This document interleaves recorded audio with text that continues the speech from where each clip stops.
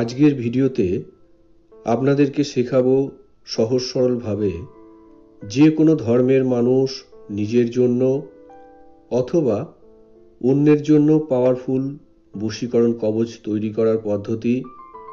তবে যতদিন এই কবচ শরীরে ধারণ করা থাকবে ততদিন পর্যন্ত এই বশীকরণটা কাজ করবে এবং কেউ এটা কাটাতেও পারবে না।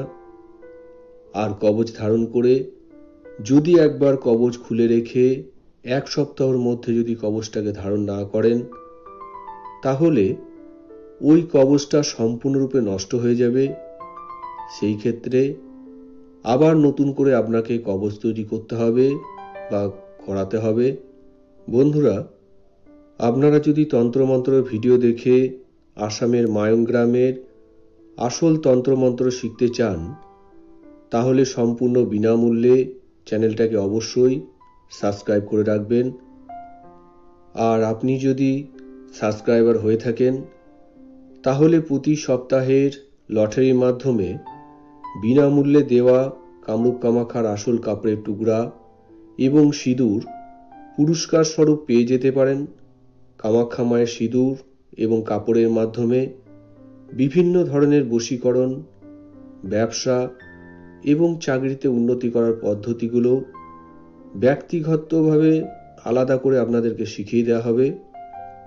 এই সপ্তাহের বিজয়ী সাবস্ক্রাইবার হলো ভারতের পশ্চিমবঙ্গের কলকাতা কামালগাছি থেকে বাবুল ব্যানার্জি এবং এই সপ্তাহের বাংলা চ্যানেলের সবথেকে বেশি টাইম ধরে ভিডিও দেখা ব্যক্তি হলেন ভারতের পশ্চিমবঙ্গের বোলপুর দর্জিপাড়া থেকে শ্রীমতী কৈশিকী রুদ্র।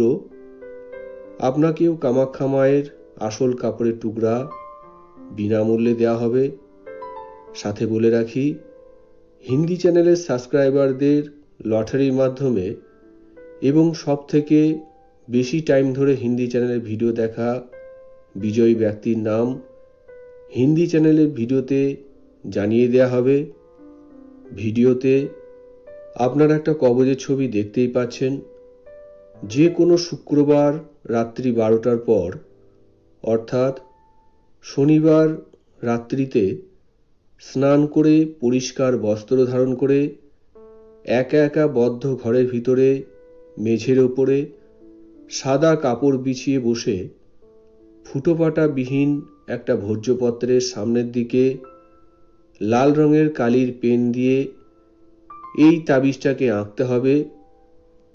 ভোজ্যপত্রের পিছন দিকে যেই ব্যক্তির সঙ্গে যেই ব্যক্তির বশীকরণ করবেন অর্থাৎ উভয় পক্ষের পদবী সহকারে সম্পূর্ণ নাম, তার নিচে ওনাদের বাবা অথবা মায়ের যে কোনো একজনের পদবী সহকারে নাম এবং তার নিচে লিখবেন উভয়ের সম্পূর্ণ ঠিকানা। এবারে সর্ষে দানা পরিমাণ অরিজিনাল গোচনা গুলিয়ে তাবিজের ভিতরে লাগিয়ে দিয়ে তাবিজ আঁকা ভোজ্যপত্রটা ছোট্ট করে মুড়িয়ে চাঁদি অথবা রূপার মাদুলিতে পুরে মাদুলির মুখটাকে গরম গলা মোম দিয়ে বদ্ধ করে রেখে পরিষ্কার জায়গায় কবচটাকে রেখে দেবেন।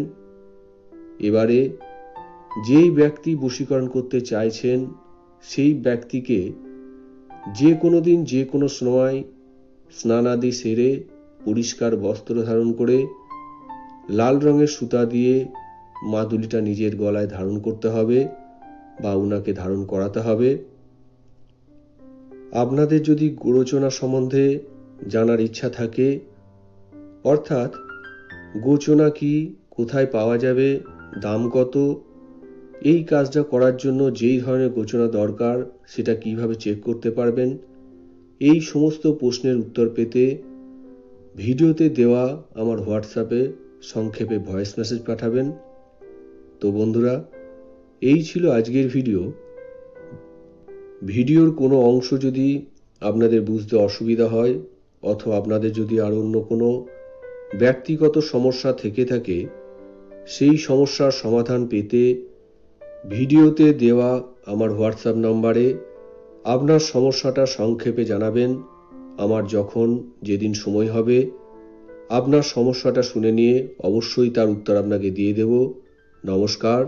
জয় মা কামাখ্যা।